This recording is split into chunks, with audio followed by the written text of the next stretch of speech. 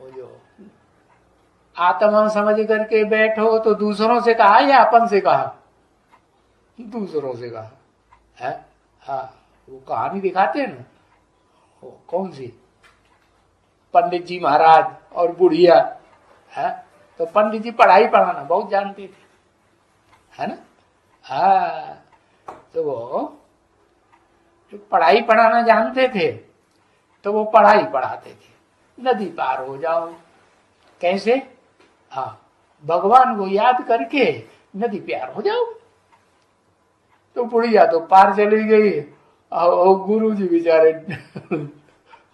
घबराने लगे, डूबने लगे।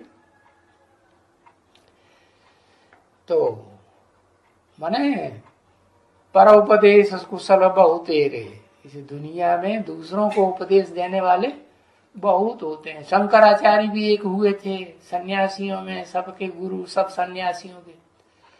तो वो तो सारी दुनिया के सब धर्म वालों को नीचा दिखाई दिया है। और भारतवर्ष में से दूसरे दूसरे धर्मों का, चाहे बौद्ध धर्म हो, चाहे इस्लाम धर्म हो, चाहे क्रिश्चियन धर्म हो, सबको नीचा दिखाई दिया।